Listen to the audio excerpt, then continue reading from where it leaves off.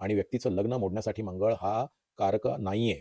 इतर ग्रह आणि इतर रचना आणि त्यांचे होणारे राक्षसगणी नक्षत्रातल्या मंगळाचे योग सप्तम स्थानात, पंचम स्थानात आणि नवमांश पत्रिकेत असतील तरच तसे योग घडतात. त्यामुळे मंगळाला सरधोपटपणे असं सांगणं खूप चुकीचं आहे. थोडा एक ऑफबीट प्रश्न की दोन मांगलिक लोकांचं जर लव्ह अफेअर असेल आणि त्यांनी लग्न केलं, मानत नाही. पण मंगळाचा प्रभाव आहे. मग त्यावेळेस मंगळाचे गुणधर्म बाहेर येतात आणि मग अग्नितत्वाचा सामना करावा लागतो मुलीला. आणि मग कळतं की अरे याच्याशी माझं पटणं कठीण आहे. म्हणजे व्यक्ती त्याच आहेत. फक्त दशा बदलल्यामुळे आयुष्याचे परिणाम बदलतात. नमस्कार, मी उत्कर्षा जोशी पुन्हा एकदा तुमचं स्वागत करते ज्योतिष भास्कर सुशील कोराट यूट्यूब चॅनलवरती. मागील एपिसोडमध्ये आपण बघितलं अष्टकूट वर्ग म्हणजे नक्की काय. या भागात आपण बघणार आहोत विवाह जुळवताना जे दोष बघितले जातात त्या दोषांबद्दलची माहिती आपण या भागात घेणार आहोत. तुम्ही चॅनलला सबस्क्राईब केलं नसेल तर नक्की चॅनलला सबस्क्राईब करा आणि बेल आयकॉनला प्रेस करा, म्हणजे पुढील एपिसोड तुमचं मिस होणार नाही. सो माझा पहिला प्रश्न आहे की मोस्टली लग्न जुळवताना बघितलं जातं की मंगळ दोष आहे का, किंवा जर तो निघाला तर सरळ म्हणतात की हां, ही मुलगी मांगलिक आहे किंवा मुलगा मांगलिक आहे. तर ह्याच्यात खूप गैरसमज आहेत. तर त्याचा किती परिणाम होतो विवाह जुळवायच्या वेळी? हा जो प्रश्न आहे हा अतिशय महत्त्वाचा प्रश्न आहे. म्हणजे आजकालच्या नाही, पूर्वीपासून लोक या प्रश्नाला अनन्यसाधारण महत्त्व देतात, की मुलाच्या पत्रिकेत मंगळ आहे का किंवा मुलीच्या पत्रिकेत मंगळ आहे का, मुलगी मांगलिक आहे का, मग नकोच आम्हाला त्यापेक्षा. आता याचा अर्थ काय ते नीट आधी समजून घ्या.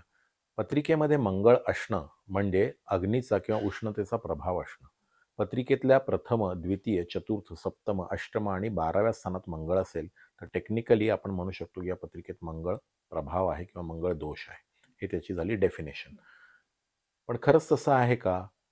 हे बघा काय असतं की मंगळ हे कर्तृत्व, अग्नितत्व याचं कारकत्व आहे. त्याच्यामुळे पत्रिकेत असणारा मंगळ समजा प्रथम स्थानात असेल तर समजायचं व्यक्ती अत्यंत बलवान आणि ठाम विचारसरणीची असते आणि टीम लीडरशिप क्वालिटीज असतात. जर का पत्रिकेत चौथ्या स्थानात मंगळ असेल तर काय समजतात की ही व्यक्ती स्वतःचं घर किंवा वास्तू तयार करणार आहे, स्वतःचं गाडीचं सौख्य असणार आहे. परंतु या व्यक्तीला काही वेळेला घरापासून लांबसुद्धा राहावं लागणार आहे.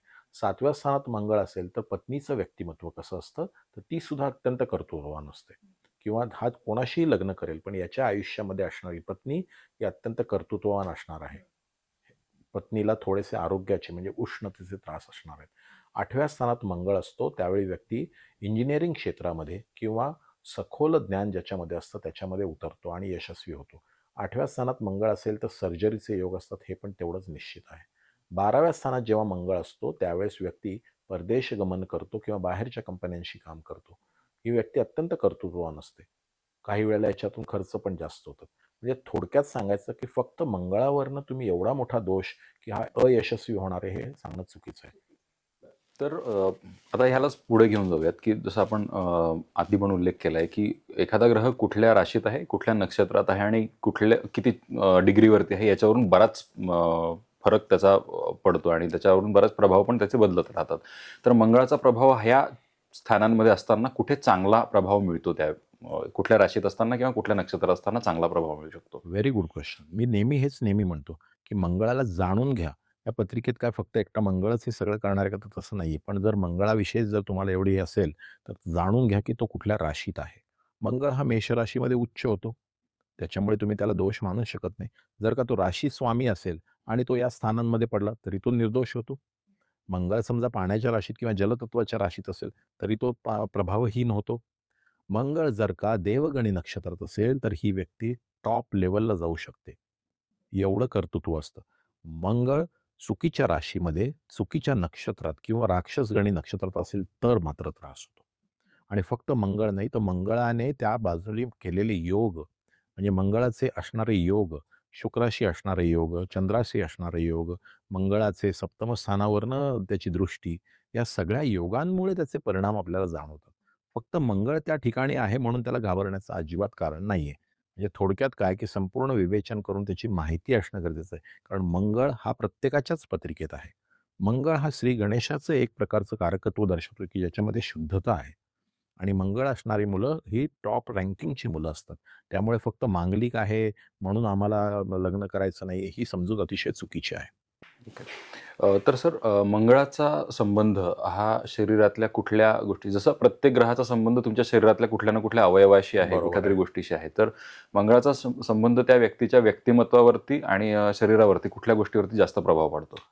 असं आहे की मंगळ हा कुठल्या नक्षत्रात आहे पाहणं हे सगळ्यात महत्त्वाचं आहे. जर का तो देवगणी नक्षत्रात असेल तर मग व्यक्ती अत्यंत कर्तृत्ववान आणि त्याचबरोबर संयमी आणि धैर्यवान बनते.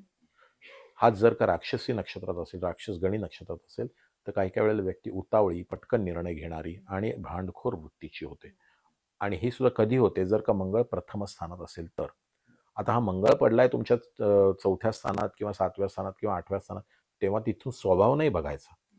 प्रत्येक भाव प्रत्येक पत्रिकेचा तुमच्या शरीराचं अंग आणि तुमच्या आयुष्यातलं त्याचं एक प्रकारचं कारकत्व दर्शवतो. प्रथम स्थानात असणारा मंगळ देवगणी नक्षत्रात असेल तर उच्च कर्तृत्व. राक्षसगणी नक्षत्रात असेल तर समजायचं की ही व्यक्ती ॲग्रेसिव्ह असणार आहे. म्हणजे निश्चितच मंगळाचे गुणधर्म हे त्याचे नक्षत्र आणि त्याचे पोझिशन्स सांगतात. तर ह्याबद्दल तर आपण सांगितलं की पहिल्या स्थानात असेल तर बद्दल आपल्याला माहिती बरोबर. मिळते. आणि मग याच्याबद्दल अजून थोडीशी पुढे चर्चा अशी आहे किंवा लोक असं म्हणतात की बाबा मंगळ असेल किंवा मांगलिक असेल एखाद्या व्यक्तीची पत्रिका तर ते आधी लग्न झाडाशी म्हणा किंवा मडक्याशी किंवा भरण्याशी लग्न करायचं आणि मग खरं लग्न करायचं. तर ह्या गोष्टीमध्ये काय तथ्य आहे आणि असं का केलं जातं? नाही, let us B clear about it. हं. मांगलिक असणं किंवा मंगळ असणं हा दोष नाही आहे. मंगळ हा प्रभाव आहे आणि मंगळाचं कारकत्व त्याच्या नक्षत्रांवरून आणि राशींवर ठरतं. आता जो तुम्ही प्रश्न विचारला आहे की ते झाडाशी लग्न करणं किंवा एखाद्या माठाशी किंवा याच्याशी लग्न करणं, कुजविवाह वगैरे अशा गोष्टी आहेत. त्याच्यामध्ये भावना अशी होती की यांचं लग्न नक्कीच मोडणार आहे. म्हणून ते पहिल्यांदा ते मोडून त्यांना मोकळं करा आणि नंतर दुसरं लग्न यशस्वी होणार आहे. ही भावना आहे. पण ही अंधश्रद्धा आहे. याने कुठलाही परिणाम साध्य होत नाही आणि व्यक्तीचं लग्न मोडण्यासाठी मंगळ हा कारक नाही आहे. इतर ग्रह आणि इतर रचना आणि त्यांचे होणारे राक्षसगणी नक्षत्रातल्या मंगळाचे योग सप्तम स्थानात, पंचम स्थानात आणि नवमांश पत्रिकेत असतील तरच तसे योग घडतात. त्यामुळे मंगळाला सरधोपटपणे असं सांगणं खूप चुकीचं आहे. खूप चुकीचं आहे. त्यामुळे या गोष्टींमध्ये न पडता पत्रिकेचं व्यवस्थित विवेचन करून, उलट मी तर म्हणतो ना, उत्कृष्ट मंगळ असणाऱ्या व्यक्तीशी जरूर लग्न करायला पाहिजे. अशा व्यक्ती अत्यंत आयुष्यात यशस्वी होतात. धडाडीने पुढे येतात. डिसिजन मेकिंगमध्ये खूप चांगले असतात. म्हणूनच मेष राशी आहे, वृश्चिक राशी आहे, याचे गुणधर्म त्यांचे नक्षत्र ठरवतात. फक्त मंगळाची रास आहे म्हणून वाईट आहे किंवा मंगळाचा मुलगा आहे म्हणून मंगळाची मुलगी करायला हवी आहे, हे चुकीचं आहे. तुम्ही त्यांचा बॅलन्स साधायचा प्रयत्न करता आहात तुमच्या मानसिकतेप्रमाणे. तसं नाही आहे.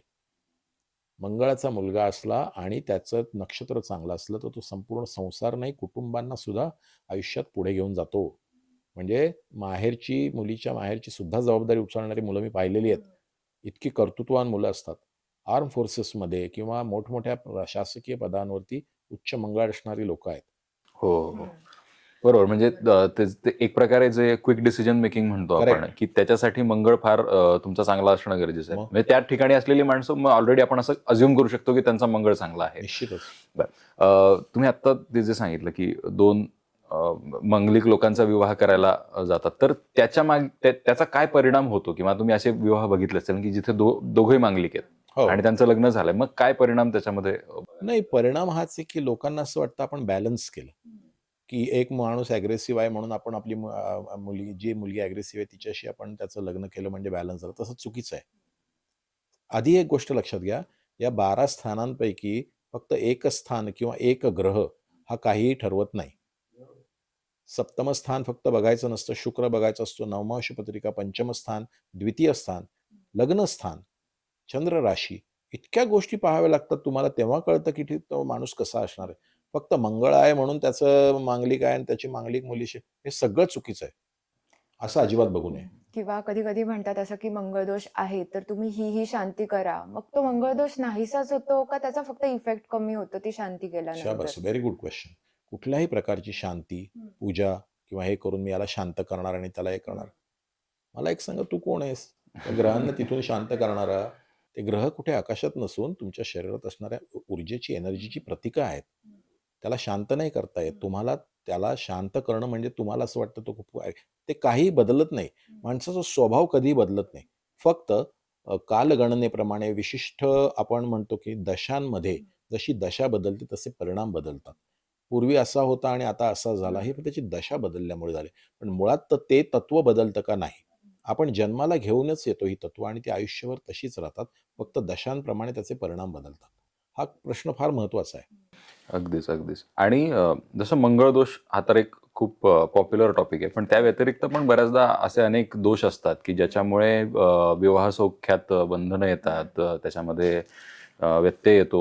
या सगळ्या गोष्टींमुळे प्रॉब्लेम्स क्रिएट होतात. तर असे कुठले अजून योग आहेत का, की ज्यामुळे आपण बघू शकतो? हो, निश्चितच. काय असतं माहिती का, सप्तम स्थानामधले वक्री ग्रह, जेव्हा सप्तम स्थानात वक्री ग्रह असतात, तेव्हा व्यक्तीला बऱ्याच वेळेला ना संघर्षाचा सामना करावा लागतो. लग्न स्थानात असणारे वक्री ग्रह हे वाईट नसतात, ती तीव्र फलं देतात. यांचा अभ्यास फार महत्त्वाचा आहे. राक्षसगणी नक्षत्रातले ग्रह लग्न स्थानात किंवा सप्तम स्थानात वक्री शनी, वक्री हर्षल, वक्री मंगळसुद्धा, ह्या गोष्टी ह्या चांगल्या सांसारिक सुखाच्या नाही आहेत. गुरुसारखा इतका शुभकारक ग्रह जर का वक्री असेल सप्तम स्थानात, तर लग्नामध्ये विलक्षण मोठे प्रॉब्लेम येतात. काही वेळेला हेल्थचे प्रॉब्लेम्स पण येतात. परत मी सांगतो, एकटा ग्रह काही करत नाही. पण ठळक आपण सांगू शकतो, की हा इथे प्रॉब्लेम आहे. सप्तमेश म्हणजे सप्तम स्थानात असणाऱ्या राशीचा स्वामी हा जर का वक्री असेल किंवा शुक्र वक्री असेल आणि शुक्राशी होणारे संबंध, म्हणजे किती गोष्टी आहेत बघा. सप्तमेश बघितलं, सप्तम स्थान बघितलं, सप्तमातले ग्रह बघितले, वक्री ग्रह बघितले, शुक्राचे संबंध बघितले, नवमांश पत्रिका बघितली, हे सगळं पाहावं लागतं. जसं तुम्ही प्रश्न विचारला की आणखीन कुठले महत्त्वाचे पॉईंट, तर सप्तम स्थानात असणारे ग्रह, सप्तम स्थान त्यातले वक्री ग्रह हे निश्चित आपल्याला सांगतात की याचा संसार टिकेल की नाही. समजा सप्तम स्थान आहे म्हणजे पत्रिकेतलं विवाहस्थान, त्याचा अधिपती वक्री होऊन जर का 8व्या स्थानात पडलाय, मृत्यूस्थानात किंवा 6व्या स्थानात पडलाय, तर ते फार त्रासदायक असतं. ओके. बरं. ह्यालाच अजून थोडंसं पुढे घेऊन जातो, की लग्न जेव्हा होतं, तेव्हा बऱ्याचदा असं म्हणतो, की सुरुवातीचा काळ खूप आनंदी आहे. सगळं छान-छान असं ऑल गुडी-गुडी आहे आणि नंतर मग वाद वाढायला लागतात आणि हे. तर हे पहिले न बघितल्यामुळे असतं का, की हे आधी लक्षात येऊ शकतं, की बाबा नंतर हा प्रॉब्लेम होणार आहे. ते आधीच बघितलं असतं तर ते नंतरचा त्रास टाळता आला असता, असं होऊ शकतं? हो, बेसिकली पत्रिका जेव्हा आपण बघतो तेव्हा मी नेहमी म्हणतो गुणमिलन हा आधारभूत, पायाभूत एक प्रश्न आहे. पण त्याच्याचबरोबर पत्रिका वैयक्तिक त्यांचे स्वभाव, गुणधर्म माहिती असणं गरजेचं आहे, की मुलगी या स्वभावाची आहे, मुलगा या स्वभावाचा आहे. असं एकमेकांना जेव्हा आपण ओळखतो पत्रिकेच्या द्वारे, त्याच्यानंतर आपण समजून घेऊ शकतो, की आपल्याला सामंजस्य वाढतं. आपण एकमेकांना तेवढी स्पेस देऊ शकतो. तर हे पत्रिकेच्या आधीच कळतंच. आता जेव्हा लग्न होतं, तो एक योग आहे. लग्न ही घटना नाही, योग आहे, की आपला एक विशिष्ट दशेमध्ये एक चांगला काळ किंवा एक शुक्राचा काळ किंवा चंद्राचा असा काळ आलेला आहे आणि आपण दोघे एकमेकांच्या आयुष्यात आलेलो आहोत. लग्न झालेलं आहे. मुलगा आणि मुलगी दोघेही सुखाने संसार करतात. काही वर्षांनी ही दशा बदलते. दशा बदलते आणि मग त्यांच्या अष्टमेश किंवा षष्टेश किंवा शत्रुग्रहाची दशा चालू होते. नक्षत्रांची दशा चालू होते. त्या राशींची दशा चालू होते, की त्याच्या स्वामींची दशा चालू होते आणि मग तुम्हाला लक्षात येतं, की आता इथे प्रॉब्लेम चालू झालेले आहेत. पूर्वी नव्हते खटके उडत, आता का उडतायत? कारण की त्या ग्रहाची महादशा तुम्हाला त्रासदायक आहे. ही सगळी माहिती असणं आधी महत्त्वाचं आहे. पुन्हा याच्यावर जाऊन मी सांगतो, की तुम्ही जर आधी माहिती काढली, की याला कुठली वर्ष चांगली जाणार आहेत किंवा कुठली वर्ष योग्य आहेत किंवा तुम्ही दोघं एकमेकांसाठी कसे आहात. सुरुवातीला काय लग्नात एवढं कळत नाही. ते प्रेम वगैरे असतं. पण नंतर मग जसं-जसं संसाराला लागतात, तेव्हा मग खरे गुण कळायला लागतात. पण त्याच्या आधी जर का माहिती असेल, की हा खरा या स्वभावाचा आहे, मी या स्वभावाची वगैरे, हे अंडरस्टँडिंग तुम्हाला ज्योतिषी चांगला व्यवस्थित देऊ शकतो. हं. कारण खूप वेळा असं होतं, की गुण जुळलेत, पण संसार चांगला नाही होत आहे किंवा प्रेमविवाह आहे म्हणून लग्न केलं, पण ते होतच नाही, बरोबर. ॲडजस्टमेंट नंतर होतच नाही. अगदी खूप वेळा बरोबर. असं होतात अगदी गोष्टी. बरोबर आहे. मग आता थोडा एक ऑफबीट प्रश्न, की दोन मांगलिक लोकांचं जर लव्ह अफेअर असेल आणि त्यांनी लग्न केलं हं. किंवा असं अफेअर की ज्याच्यामध्ये दोघांपैकी एक जणाचा मंगळ आहे किंवा मांगलिक आहे, तर त्यावेळेला लव्ह मॅरेजमध्ये मग तसं तर त्यांचं बॉन्डिंग चांगलं आहे. मग लग्नानंतर काय परिणाम बघायला मिळेल? नाही, मी तसं सांगितलं ना, की काही असू देत. पण जर का चांगल्या ग्रहाची दशा असेल, शुक्राची दशा असेल, शुक्र तुम्हाला फेव्हरेबल असेल, तुमचं लग्न पण होतं, प्रेम होतं आणि पुढे छान चालायला लागतं. नॉट ओन्ली शुक्र, पण असं समजा, की एखाद्या वेगळ्या तुमच्या अकारक ग्रहाची दशा लागली. तर समजा, की तुमच्यामध्ये प्रचंड वाद सुरू होतात त्यावेळेस. कारण त्यावेळेस मग खरं स्वरूप बाहेर येतं. म्हणजे कारक ग्रह किंवा जो काही परिणाम असतो तो दशा देतात. परिणाम देण्याचं ताकद किंवा शक्ती ही दशांमध्ये आहे. म्हणून तर दशांचा अभ्यास हा बघायचा. तर हा प्रश्न अगदी योग्य आहे, की एखादा संसार चालू आहे आणि तेव्हा मात्र प्रेमविवाह वगैरे झालेला आहे आणि सगळं छान चाललेलं आहे. काही वर्षांनी मग दोघांमध्ये वादविवाद किंवा भांडणं निर्माण झालेली आहेत. हे कशामुळे होतं? तर मुळात म्हणजे तुम्ही ती पत्रिका जाणून घेतलेली नाहीये. याचा स्वभाव गुणधर्म मुळात काय आहेत? ही फक्त चांगली दशा आपल्याला लागली. फॉर एक्झाम्पल म्हणजे चंद्राची दशा लागलेली आहे. You are doing good. खूप छान दोघांमध्ये अगदी हे चाललंय. पण ती 10 वर्ष किंवा ती दशा संपली आणि त्याच्यानंतर येणारी मंगळाची दशा आणि जो मुलगा मांगलिक आहे किंवा त्याच्यामध्ये मंगळाचा प्रभाव आहे असं तुम्ही म्हणता. मी मांगलिक हा शब्दसुद्धा मानत नाही. पण मंगळाचा प्रभाव आहे. मग त्यावेळेस मंगळाचे गुणधर्म बाहेर येतात आणि मग अग्नितत्वाचा सामना करावा लागतो मुलीला आणि मग कळतं की अरे याच्याशी माझं पटणं कठीण आहे. म्हणजे व्यक्ती त्याच आहेत. फक्त दशा बदलल्यामुळे आयुष्याचे परिणाम बदलतात. म्हणून ज्योतिषशास्त्रात प्रेडिक्शन्ससाठी फक्त गोचर बघून चालत नाही, की हा ग्रह इथं आला, आता या राशींना चांगलं, असं नाही. त्याच्याबरोबर त्या वैयक्तिक व्यक्तीची दशा कुठली चालली आहे, अंतर्दशा कुठली चालली आहे आणि त्यावेळी तो ग्रह तिथे आलेला आहे. मग त्याचे परिणाम मिळतात. बरोबर, नाहीतर बरोबर. चंद्राची 10 वर्षाची दशा आहे, मग त्याच्यामध्ये ग्रह कुठलेही कुठे येऊ देत. आमचा संसार छान चाललेला आहे. कारण चंद्र हा वैवाहिक सौख्य किंवा प्रेम, प्रणय याचा कारक आहे. त्याच्या दशांमध्ये आणि तो पत्रिकेत फेव्हरेबल असेल तर खूपच छान. हां, मग पण तो पण एक प्रश्न आहे, की मग जर चंद्र जर तुमचा खराब असेल, मग त्यावेळेला मग चुकीचं ऑफ घडेल. कोर्स आता चंद्र खराब आहे समजा तुमचा किंवा नीच स्थानात पडलेला आहे किंवा अशा ठिकाणी पडले, तर चंद्राची दशा तुम्हाला चांगली जाईल का? नाही. It is as simple. म्हणून पत्रिकेचं नीट अवलोकन करून त्याच्यातल्या ग्रहांची नक्षत्र आणि ग्रह कुठे आहेत हे पाहून मग त्याचे स्वभाव आपल्याला सांगता येतात. फक्त तुम्ही जो प्रश्न विचारला तो छान, की गुणमिलन बघून मग हे का नाही, गुणमिलनाला तुम्ही एक घ्या, ठीक आहे, स्टँडर्ड फॉर्मॅट. पण मला पत्रिका पाहायला लागेल आणि मग मी सांगू शकतो, की बुवा असं-असं या दोघांचा स्वभाव आहे. आता चांगला राहील, काही वर्ष खडतर जातील, पुन्हा चांगला जाईल. आधीच वॉर्न करणं म्हणजे इन शॉर्टमध्ये, की ऑफ कोर्स. असं-असं, अशा-अशा दशा येणार आहे, तुम्ही असं-असं वागू येस, शकता. Of course. आधीच त्यांना आयडिया पण येऊन आयडिया जाते पण म्हणजे. येते आणि पहिला म्हणजे ओळख होते तुम्हाला, की बुवा असं आहे तर ठीक आहे. हे व्यक्तिमत्व मंगळाचं आहे, पण हा अत्यंत कर्तृत्ववान आहे. पण ही दशा त्याला थोडीशी अवघड जाणार आहे. त्यावेळी कदाचित त्याचा मानसिकदृष्ट्या तो थोडा अग्रेसिव्ह होऊ शकतो. मग त्यावेळी आपण ॲडजस्ट व्हायला हवं. परिणाम पण काय होतील ते सांगितलं तर मग त्याप्रमाणे येस, वागता पण येतं. एक्झॅक्टली. आणि हे परिणाम तुम्हाला त्या दशा दाखवतात. दशांचा अभ्यास हा परिणामांसाठी केला जातो. मग दशा आणि गोचर याचा एक तुम्हाला एक संयुक्तिक इफेक्ट म्हणून तुम्हाला प्रेडिक्शन्स सांगता येतात. आलं लक्षात? निश्चितच. म्हणजे बेसिकली ज्या तुमच्या दशा आहेत आणि गोचर जे आहेत, ते एक प्रकारे हायवेवरती आपण चालतोय आणि ते जे मार्कर्स आहेत, ऑफकोर्स, एक्झॅक्टली करेक्ट. ते स्पीड ब्रेकर आहे, इथे तुम्ही बरोबर. फास्ट जाऊ शकता, इथे फ्लायओव्हर घ्यायचा, इथे खालून जायचंय, हे व्हेरी गुड, सगळं व्हेरी गुड. आपण त्यातनं प्रेडिक्ट करू शकतो. आणि मग हे जन्म दशा कशामुळे ठरतात? ज्यावेळेस तुम्ही जन्म घेता, त्यावेळी चंद्र ज्या नक्षत्रात असतो, त्या नक्षत्राच्या स्वामीची पहिल्यांदा तुम्हाला दशा चालू होते. आणि त्याच्यानंतर मग तुमच्या पुढच्या दशा ठरत जातात. याच्यानंतर हा क्रम, त्याच्यानंतर तो क्रम आणि त्याच्यानंतर तो क्रम. मग फक्त एक दशा मला राहूची दशा येणार आहे, मग ती खराब आहे का? तुझ्या पत्रिकेत तो राहू कसा आहे ते बघू देत. जर तो उच्च स्थानात असेल आणि उच्च नक्षत्रात असेल, तर तो राहू तुला इतका टॉपला घेऊन जाणार आहे त्या दशेमध्ये. म्हणजे पुन्हा हे ज्योतिषशास्त्राचं सखोल ज्ञान तुम्हाला आवश्यक आहे. फक्त ढोबळमानाने राहूची दशा खराब जाते, केतू असं म्हणायचं नाही. वैयक्तिक पत्रिकेचा अभ्यास फार महत्त्वाचा असतो. त्यामुळे जसं आता आपण सांगितलं आजच्या या सगळ्या चर्चेमध्ये, की नुसतं मांगलिक आहे म्हणून त्या व्यक्तीला वाईट ठरवता येत नाही, पहिला मुद्दा. दुसरं, की मंगळ हा ग्रह तुमच्या आयुष्यातले महत्त्वाचे निर्णय घेण्यामध्ये तुमची येस, निर्णय क्षमता, करेक्ट. तुम्ही समाजामध्ये, तुमच्या कुटुंबामध्ये तुम्ही कशा पद्धतीचा रोल निभावता, आणि तुमची प्रतिष्ठा पण मंगळ. प्रतिष्ठा ठरवण्यामध्ये महत्त्वाचा भाग असतो मंगळाचा. आणि फक्त ढोबळ मनाने अमुक ग्रह अमुक स्थानात आहे म्हणजे तो वाईट आहे, शुभ आहे असं ठरवता येत नाही. तर तो नेमका कुठल्या नक्षत्रात आहे आणि तुमच्या कुठल्या दशा सुरू आहेत, या सगळ्या गोष्टींचा अभ्यास करणं किती गरजेचं आहे, मला वाटतं की आपल्या प्रेक्षकांना निश्चितच कळलं असेल. पण तरीही या व्यतिरिक्त तुमच्या मनात काही प्रश्न असतील की जे तुम्हाला ज्योतिष भास्कर सुशील कोराड सरांना विचारायचे आहेत, तर नक्की विचारा. आणि त्याच्यासाठी डिस्क्रिप्शनमध्ये सगळी माहिती दिलेली आहे.